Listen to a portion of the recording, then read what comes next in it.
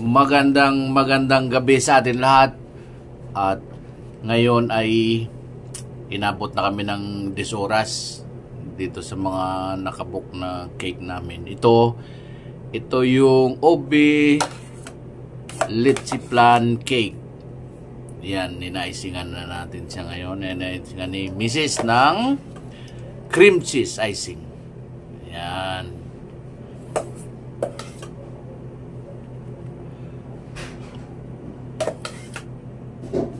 Pero ito, yan ay hindi pa talaga yan yung kulay niya. Ano pa yan? May secondary icing pa yan. Kulay pink. Ipakita natin sa inyo mamaya. Pagka na plain na ito, na kumbaga na na kinis na siya, doon naman i-apply yung kulay pink. Okay, mamaya ulit. Ito na ngayon.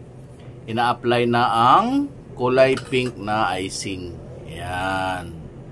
At nakita nyo makinis na siya bago in-applyan ng pink na icing. Kulay mink. At saka, siyempre, pagka nagustuhan nyo yung video na to, don't forget to follow the FB page, yung FB page namin na ipa-plus dito. At siyempre, sa YouTube channel ko din. Like, share, and subscribe. At saka comment din kung gusto nyo magpabook, pwede din. Facebook at saka YouTube. Binabasa namin yon. Binabasa namin kung sinong nagkaroon ng interest para na magpabook or mag-order.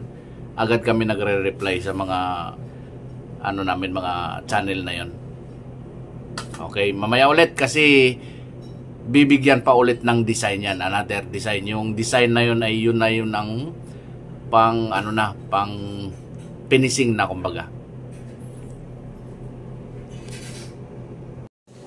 Yan na siya ngayon. Yan, nilalagyan na ng design.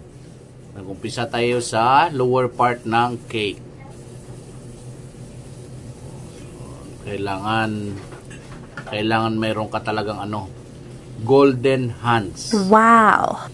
Tulad sa My Baker Boss, mayroong golden hands na touch para sa design ng cake.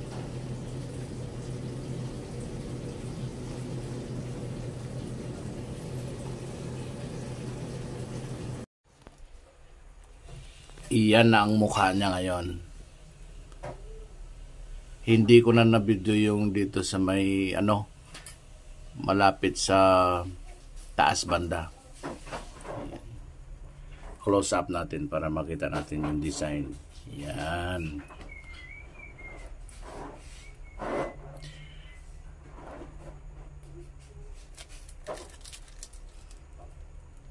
Then, mamaya papakita natin yung finish na talaga. Yung bago sa ipasok sa chiller for overnight para na maging matibay yung gawa natin na cake. Yan. Di ba ang ganda? Yan, no?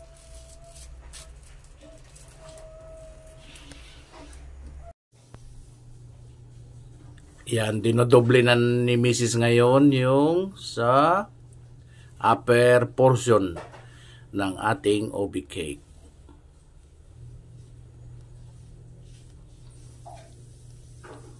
Kailangan very soft touch talaga yung paglagay ng icing para hindi siya madiin at hindi masisira yung cake.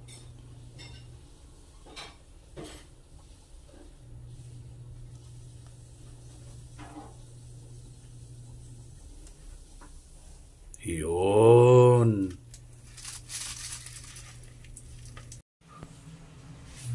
Ayan na siya ngayon. Tapos na. Ipapasok na sa chiller yan. Ayan. Yan.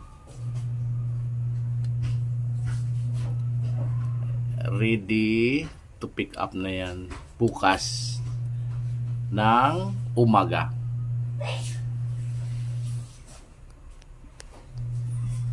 Okay. Maraming salamat. Sana nagustuhan nyo yung video na to.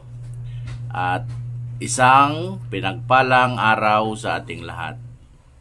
God bless.